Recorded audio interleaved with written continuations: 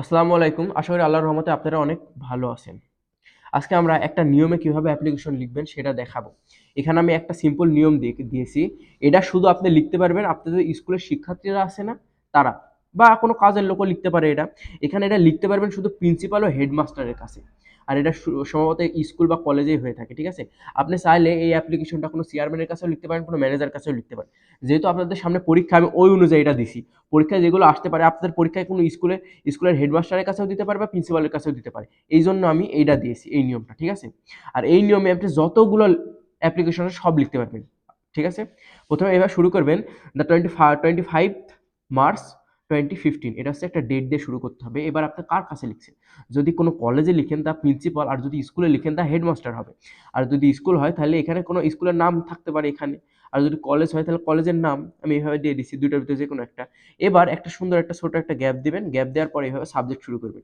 Application for দিয়ে আপনি যেই সম্পর্কে লিখতে চান সেই সম্পর্কে এখানে লিখতে হবে।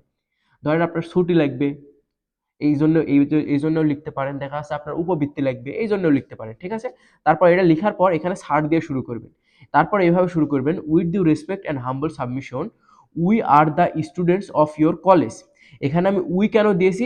এখন আমরা সবাই মিলে লিখছি, মানে আমাদের আমাদের সবার সমস্যা আছে। এই সমস্যার সমাধানের জন্য আমরা স্কুলের হেডমাস্টার বা কলেজের প্রিন্সিপালের কাছে লিখছি। এখন যদি আপনার কোনো সমস্যা ব্যক্তিগত, তখন তাহলে লিখে দিবেন I am the student of your college বা স্কুল, হয়ে গেল।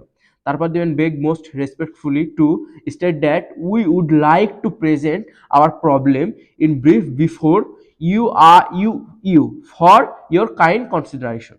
এটা দেওয়ার পরে, এটা লেখার পর এখানে একটা আমি গ্যাপ দিয়েছি। এই গ্যাপে শুধু এটা হবে, শূন্যস্থানে সমস্যা সম্পর্কে লিখতে হবে। ধরেন আপনার কোনো সমস্যা আছে, আপনার উপবৃত্তি লাগবে, তাহলে আপনার সমস্যাগুলো এখানে লিখেন। আপনার এই সমস্যা, আপনি শিক্ষা কার্যক্রম চালাতে পারছেন না, আপনার শিক্ষা শিক্ষা মনে করেন বন্ধ হয়ে যেতে পারে। এই জন্য আপনি এইভাবে আপনার সমস্যাগুলো এখানে লিখে দিবেন। 4 থেকে 5টা সেন্টেন্স লিখবেন বা 3 থেকে 4টা, সুন্দরভাবে, সেন্টেন্স যেন কোনো ভুল না হয়। এখানে যদি সুন্দরভাবে 3-4 লাইনে সেন্টেন্সের ভিতর বোঝাতে পারেন তাহলে আর কিছু লাগবে না।